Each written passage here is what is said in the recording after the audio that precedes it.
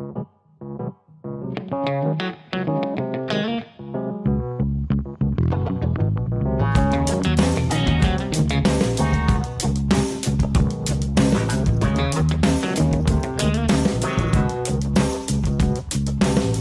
Guy, welcome back. TV spoilers. Fairview should have felt familiar to Abby. The kind of quiet morning that usually carried safety in its silence. But the moment she stepped inside, something in the air was wrong.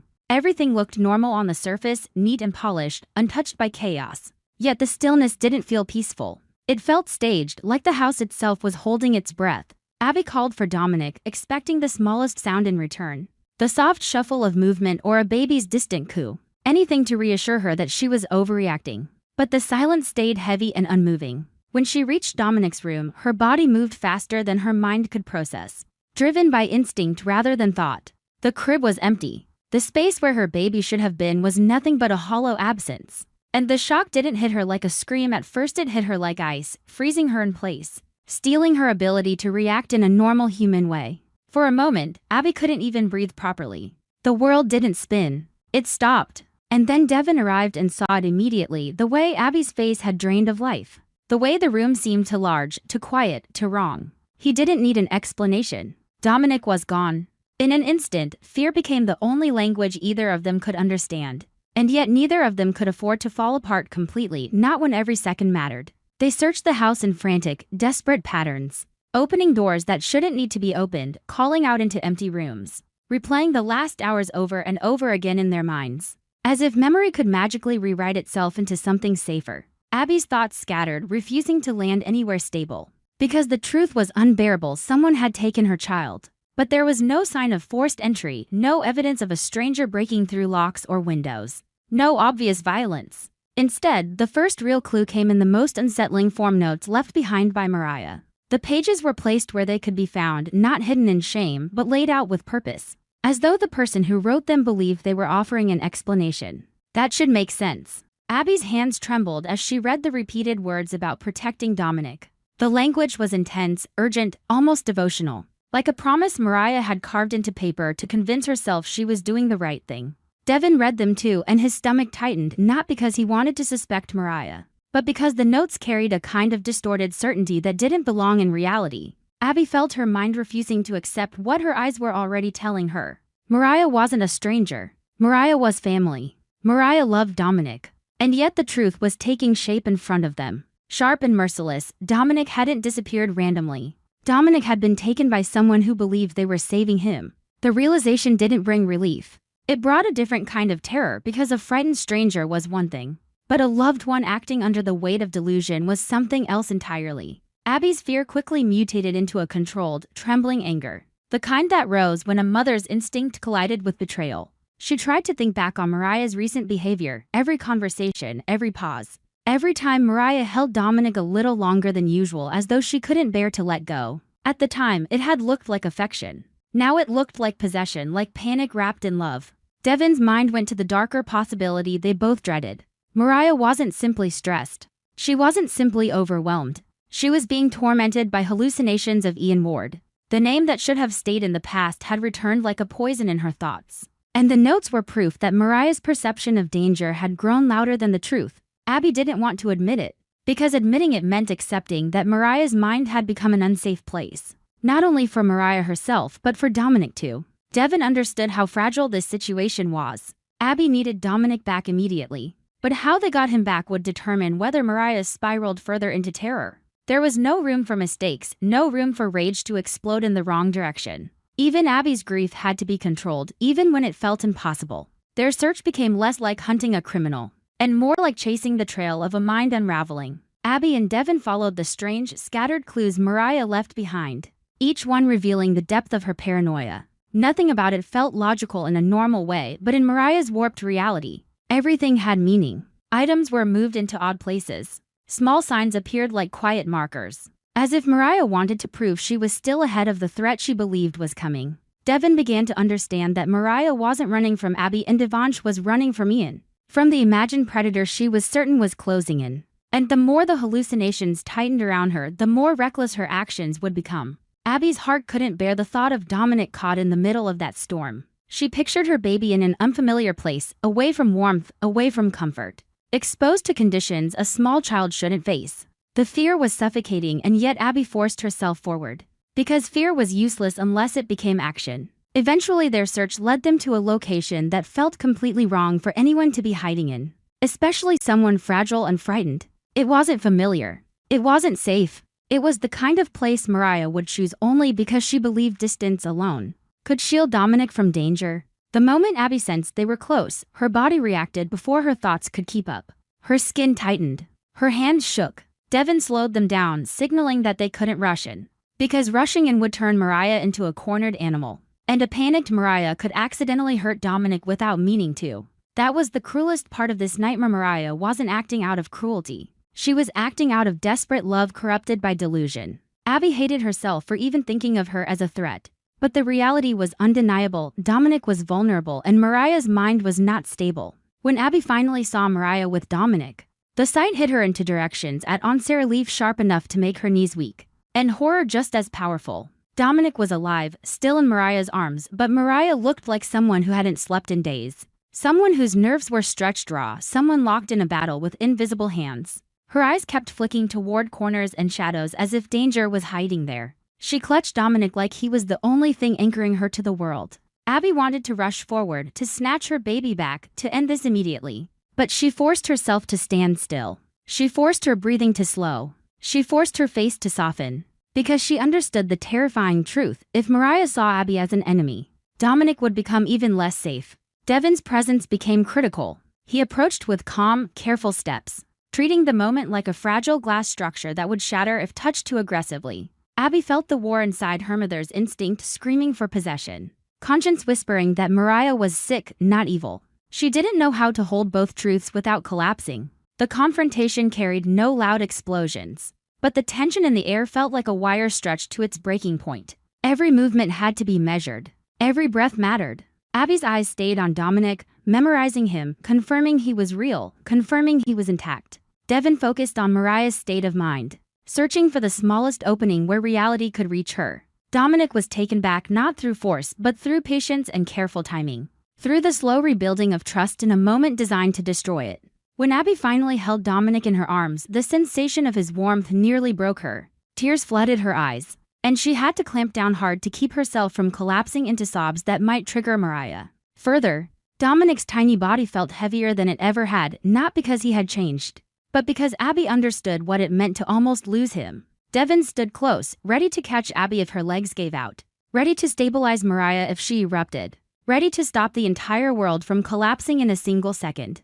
Dominic was safe, but the nightmare didn't end there. Mariah needed professional help immediately. Because the hallucinations were not fading, they were tightening, growing stronger, carving deeper grooves into her reality. Abby looked at Mariah and felt something painfully complicated. Anger still lived in her chest. Because Dominic had been taken and fear had left scars that wouldn't vanish quickly. But Abby also saw Mariah's terror as something real. Something that deserved compassion even when it had nearly destroyed them. Devon's thoughts were equally torn. He knew what this would mean for the family moving forward. Trust would fracture. Boundaries would shift. Abby would never again feel fully secure handing Dominic over to Mariah. No matter how much love remained between them, Devon would be trapped in the impossible space between protecting Dominic and protecting Mariah. And above all, the shadow of Ian Ward, whether real or imagined, returned with a force that poisoned everything it touched. As Abby and Devon drove away with Dominic, the air in the car felt heavy, not lighter. Abby held Dominic as though her arms were the only barrier between him and the darkness that had almost swallowed him. Devon gripped the steering wheel with white knuckles, trying to keep his mind from slipping into worst-case scenarios. They had rescued Dominic, but rescue wasn't the same as safety. Abby's eyes kept returning to Mariah's notes, especially the line that didn't sound like relief at all, but like a warning, words that suggested the threat was still out there, still approaching, still waiting. Abby couldn't stop thinking about why the hallucinations had intensified now. Why Mariah's fear had exploded into action at this particular moment. The question curled tightly in her chest, cold and relentless. Dominic was back, but Abby no longer trusted the silence of her own home. Because she could feel it again, that staged calm, that quiet that didn't mean peace, only concealment. And as Devon drove them deeper into the dark, Abby realized the most terrifying part wasn't what had happened today. It was the instinct that something worse was still coming. Because Mariah's nightmare had not ended, it had only begun. Silence can sometimes be more terrifying than noise, and the moment Dominic disappeared, it became the kind of silence that suffocates. There was no explosion, no obvious chaos at first, just a sudden absence that turned an ordinary space into something unfamiliar. Abby walked into a home she knew by heart and immediately felt that something was missing, as if the air itself had shifted. The walls were still standing, the light still fell across the floor the same way it always had. Everything looked normal in the way normal can look when it's pretending too hard. But a mother doesn't need evidence to feel danger. She called for Dominic, expecting the smallest sound in return, a soft cry, a tiny movement. Anything. Nothing answered. And when Abby reached the nursery and saw the empty crib, her first reaction wasn't screaming, it was freezing. Her mind rejected reality for a split second because accepting it meant facing the one nightmare she never believed she could survive again. Dominic was gone. Devon didn't need Abby to explain. One look at her face, one glance at the room, and the truth landed like a punch to the chest. Dominic wasn't just a baby to them. He was a lifeline, a symbol of everything Abby and Devon had fought through. Everything they still hoped could be healed. Losing him even for a moment felt like the world ripping open. They searched the house in frantic patterns, opening doors that shouldn't need to be opened, checking corners that made no sense, repeating Dominic's name as if it could pull him back into existence. Abby's fear shifted quickly into a sharper emotion, something colder and more controlled. Because panic alone couldn't bring her son home. What terrified her most was the lack of signs. There were no broken locks, no disturbed rooms, no violent struggle. Dominic hadn't been taken by force. He had been carried away by someone who didn't trigger alarms familiar enough to move through the house without leaving chaos behind. That thought sent a chill straight through Abby's spine. Because familiarity can be far more dangerous than a stranger when it betrays you. Then they found Mariah's notes, and the situation turned from frightening to unbearable. The pages didn't feel like a normal message. They felt like proof of a mind clinging to a truth no one else could see. The word protect appeared again and again, repeated with a desperate insistence that sounded like prayer and obsession at the same time. Abby's hands trembled as she read. Mariah was family. Mariah was trusted. Mariah had held Dominic with tenderness, had stood beside Abby through so much pain, had always felt like someone safe. Yet the notes were written with an urgency that didn't belong in reality, describing danger in a way that had no foundation. Devon read the same lines and immediately recognized something deeper than stress. This wasn't ordinary anxiety. It was paranoia. It was certainty without evidence. The kind of certainty that can make a person act recklessly while truly believing they are doing something heroic. The most devastating realization hit Abby and Devon at the same time. Dominic was in danger. Not because someone intended to hurt him, but because the person holding him believed she was saving him. That is a different kind of terror because you can't fight it the same way. You can't simply label Mariah as a villain and move on. Because the truth is more complicated and far more painful. Abby's heart split into directions. One half screamed with the raw instinct of motherhood, demanding her child back immediately. The other half struggled to accept that Mariah might not be thinking clearly. That Mariah might be trapped inside a nightmare of her own. Devon felt his own conflict rising like pressure. He didn't want to see Mariah as the cause of disaster, because he understood how much she loved Dominic. But love doesn't protect anyone when the mind is breaking. And Dominic was too small, too fragile, too innocent to survive the consequences of Mariah's delusions. That was when Ian Ward's shadow entered the story again. Not as a physical presence but as an invisible weapon aimed directly at Mariah's sanity. Abby and Devon realized quickly that Mariah wasn't just afraid, she was being tormented by hallucinations of Ian. The name itself carried trauma, a reminder that some horrors never truly die. In Mariah's mind, Ian wasn't gone. He was close. He was hunting. He was waiting to take Dominic away. And the terrifying part was that Mariah believed it with absolute conviction. She didn't take Dominic out of cruelty. She took him because she was convinced she was the only one who could save him from a threat no one else could see. She was running from an enemy made of memory and fear. And when someone is running from something invisible, they can accidentally walk straight into real danger. The search became a chase not only across places but across Mariah's unraveling thoughts. Abby and Devon followed the strange clues Mariah left behind, pieces that didn't make sense in the real world, yet formed a clear pattern inside her paranoia. Small objects were placed in unusual spots, traces that looked like secret markers. As if Mariah had built her own private map to escape the imagined threat. Each clue revealed how deeply she had slipped away from reality. How trapped she was in her belief that Dominic needed rescuing. Abby felt sick with fear as she imagined Dominic in unfamiliar conditions, hungry, cold, crying,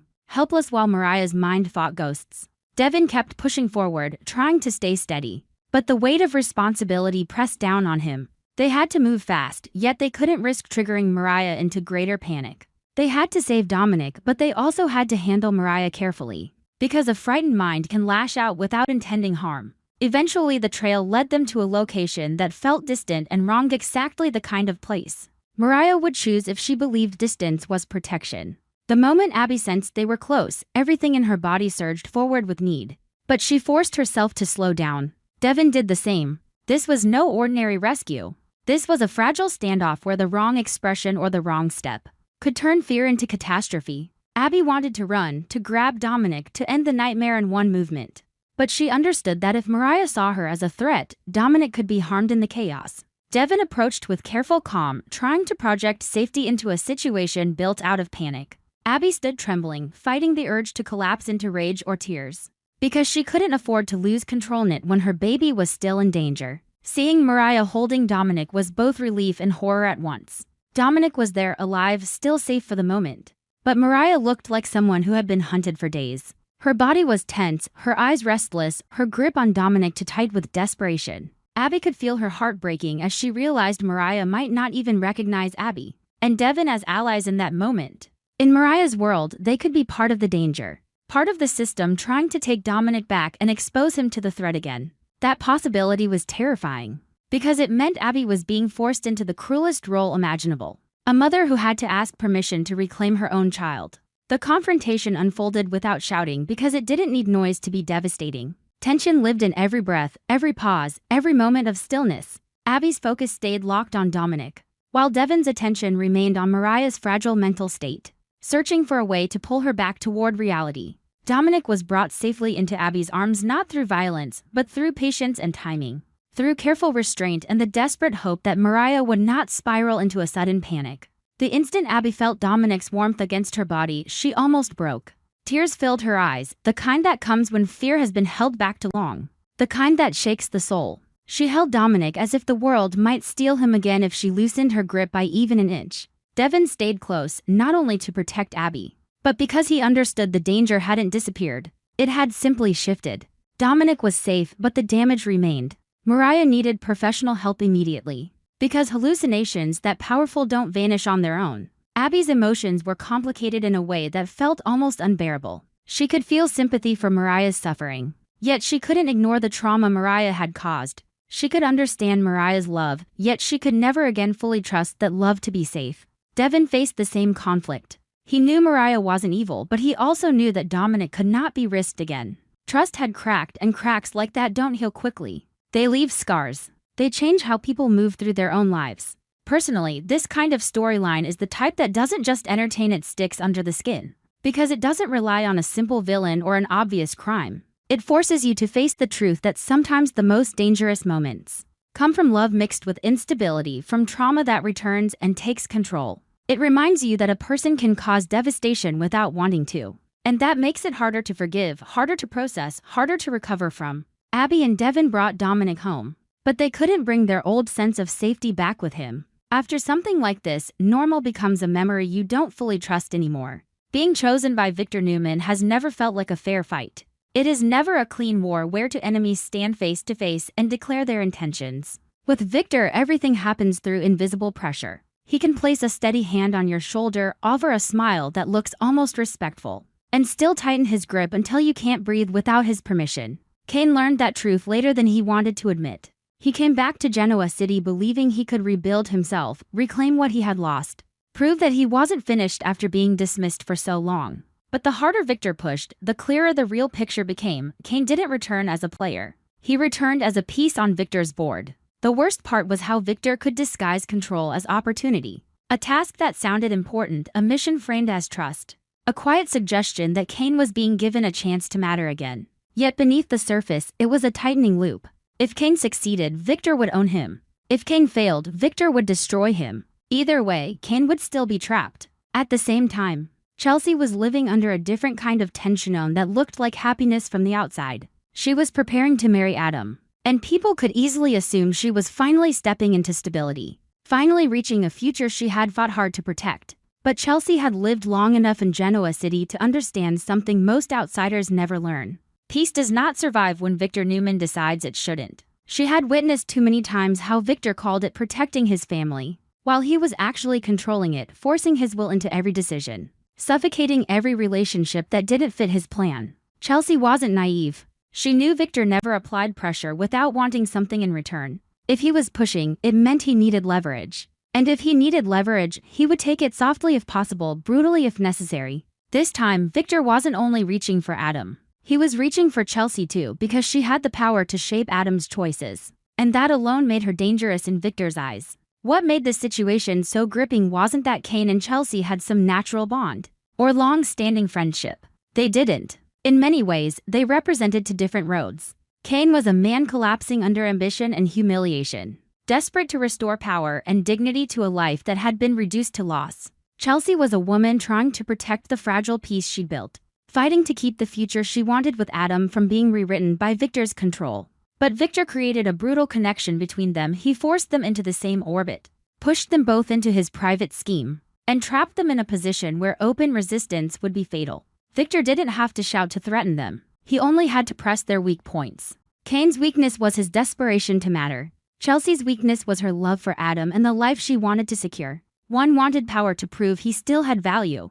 The other wanted freedom so she wouldn't spend the rest of her life trapped beneath Newman authority. And when those needs collided, an alliance began to form, not out of comfort, but out of survival. Kane reached the breaking point first. There came a moment when he looked straight at the truth and realized that if he kept playing Victor's obedient puppet, he would disappear completely. Not physically, but spiritually. He would lose the last parts of himself that still believed he had control, pride, and choice. Kane could hate Victor, but what he hated even more was the feeling of being powerless inside his own story. That was when he understood, if he wanted to survive, he needed a plan. And he needed someone who understood Victor's game from a different angle. Someone Victor wouldn't automatically treat as a direct rival to crush, but someone clever enough to slip through the cracks Victor ignored. Chelsea was that person, not because she was weaker than Victor, but because she had lived inside the Newman storm long enough to learn how to hide her blade behind her smile. The secret meeting between Kane and Chelsea didn't feel like friendship. It felt like two people backed into darkness finally recognizing each other as the only way out. There was no romance in it, no easy trust, no comfort. But there was clarity. They both understood that alone, Victor would break them. Kane didn't come to beg, and Chelsea didn't come to offer sympathy. They came because they shared the same brutal realization: Victor was using them as tools. And if they didn't cut the strings themselves, they would be pulled into a future they never chose. Kane admitted that Victor had assigned him to gather information in assignment. That sounded like a chance to regain influence, but was actually a leash. Chelsea recognized it instantly. Victor loved missions because they made people believe they mattered, while quietly locking them into obedience. And in that moment, Chelsea gave Kane something he didn't have: a third path. They would pretend to comply. They would do exactly what Victor demanded on the surface. But underneath, they would use the very information Victor wanted to turn it into a weapon against him. From that moment forward, the greatest danger was no longer Victor alone. The danger was the performance Kane and Chelsea had to maintain with absolute perfection, especially with Adam in the middle of it. Adam wasn't just Chelsea's fiancé, was part of the Newman web Victor controlled most tightly. Chelsea knew she couldn't simply demand Adam's trust if cracks began to show. She had to live like she had nothing to hide, while secretly building a strategy to protect both herself and Adam from Victor's grip. That was the hardest part, because Chelsea didn't want Adam to become collateral damage in another power game. She didn't want to hurt him, but she also knew that if she didn't fight back, Adam would never truly be free. Their marriage would become just another version of Victor's control, wearing the mask of family loyalty. So Chelsea began doing what she did best. She listened carefully, asked the right questions without looking suspicious, watched every shift in Victor's plans, and quietly collected weaknesses. She wasn't exploiting Adam out of cruelty. She was trying to save him from a future Victor had already designed. Kane, meanwhile, handled the darker side of the alliance. He accepted Victor's assignment like an obedient soldier, but internally he turned it into a counter-investigation. Every piece of information Kane gathered wasn't just a report for Victor, it was a brick in a wall Victor didn't know was being built. There was something bitter in that truth. Kane had always wanted to stand as an equal among Genoa City's power players. But now he had to learn that real victory didn't come from pride. It came from patience. Victor had money, influence, fear, and a network strong enough to crush anyone who challenged him openly. Kane couldn't beat that with force. But Victor did have a weakness: he could not tolerate being trapped by his own game. Victor needed to feel in control at all times. Kane and Chelsea were aiming directly at that obsession. They didn't have to destroy Victor overnight. They only had to make his plan fail in a way that exposed a crack. And once a crack appeared, Victor's image of invincibility would never fully recover. What gave this alliance real tension was that Kane and Chelsea weren't driven by the same hunger. Kane wanted power, and there was a part of him that still craved recognition, authority, and the satisfaction of proving he could stand above the people who had dismissed him. But underneath that ambition lived fear. Kane was terrified of being permanently labeled a failure, of being swallowed whole by Victor's dominance. That fear made him dangerous not because he wanted to betray Chelsea, but because desperation can push a man to make reckless moves. Chelsea's motivation was different. She wasn't chasing power for its own sake. She was chasing peace, the simplest and hardest thing to hold in Genoa City. Chelsea didn't need a throne. She needed a life where she could make her own decisions without Victor's hands around her future. And because Adam was part of that future, Chelsea became even more determined. Love can turn into a weapon when it becomes a reason to fight. And Chelsea was reaching that point where she no longer feared small consequences. She was willing to step into darker territory if it meant protecting the man she was about to marry. Their exchanges became more than strategy sessions. They became survival meetings. They shared information, yes, but they also shared pressure, shared dread, shared the quiet understanding that one misstep would end them. They built their plan the way someone builds an escape route out of a burning building, fast, careful, and with constant awareness that the structure could collapse at any second. They had to pretend to be obedient long enough for Victor to believe he was winning. And that performance came at a brutal cost.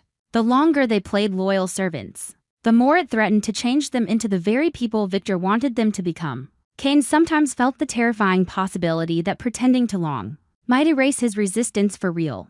Chelsea sometimes had to whisper the truth to herself internally. She wasn't betraying Adam. She was protecting him. But the need to repeat that thought revealed how deeply she had already stepped into deception. Into that gray space where you no longer recognize your own reflection. And as Kane and Chelsea gathered enough information to shape a real counterattack, the tension shifted again. It was no longer only about whether they could defeat Victor. It became about whether Victor already knew.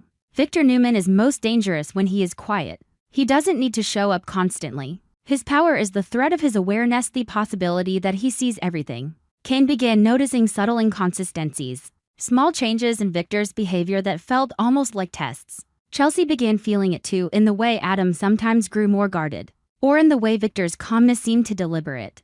That calm felt like the surface of water before a storm, so still it becomes unnatural. And that unnatural calm fed a new fear.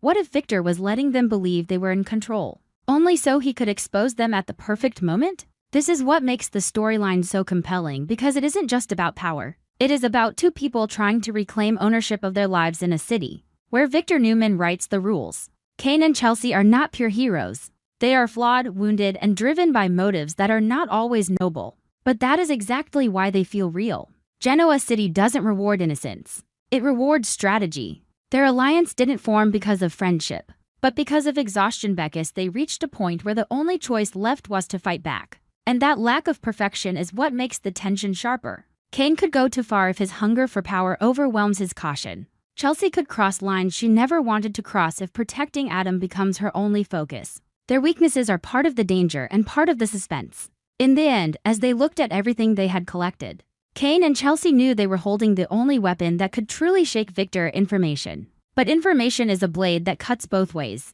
If they used it too soon, Victor would strike back instantly. If they waited too long, Victor's plan would already be complete and they would lose everything. And just when they believed their strategy was finally strong enough to bring Victor's scheme down, something small shifted. Nothing new, no outside twist, just a cold awareness spreading through them. Kane realized one of the details he had gathered didn't fit the pattern of what Victor claimed to want. Chelsea caught something in Adam's words that made her feel Victor might already know more than she expected. They looked at each other in silence, and for the first time, the fear wasn't only about Victor's power. It was about the possibility that they had walked exactly where Victor wanted them to walk. Because with Victor Newman, victory doesn't always come from crushing you immediately. Sometimes it comes from allowing you to step into the light at the moment he chooses so. He can punish you with absolute precision. And if Kane and Chelsea had just done that, then their secret alliance wasn't the beginning of freedom at all. It was the beginning of Victor's most brutal retaliation. On our TV Spoilers channel, I always seek content inspiration for each video by compiling short video clips to analyze and offer my personal opinions. This channel specializes in analyzing, theorizing, and discussing plot points in the Young and the Restless series from the perspective of a longtime fan. Through this, viewers can gain deeper, more objective, and more interesting perspectives. Subscribe to the channel to stay updated on the latest news about the Young and the Restless series. And then the most unsettling part arrived. The hook that made everything feel like a beginning rather than an ending. Abby glanced at Mariah's notes again and noticed something that chilled her blood. The writing didn't sound like relief. It sounded like a warning. It suggested that the threat still hadn't passed, that danger was still coming. Abby couldn't stop thinking about what that meant. If Ian Ward was only a hallucination, why was Mariah so certain the danger remained? What if something in Mariah's fear had been triggered for a reason Abby and Devon hadn't seen yet? Dominic was back in Abby's arms, but Abby held him with a new kind of terror. Because she could feel it in her bones, this rescue wasn't the conclusion. It was only the opening chapter of Mariah's nightmare, and next time, they might not reach Dominic in time. On our TV Spoilers channel, I always seek content inspiration for each video by compiling short video clips to analyze and offer my personal opinions. This channel specializes in analyzing, theorizing, and discussing plot points in the Young and the Restless series from the perspective of a longtime fan. Through this, viewers can gain deeper, more objective, and more interesting perspectives. Subscribe to the channel to stay updated on the latest news about the Young and the Restless series.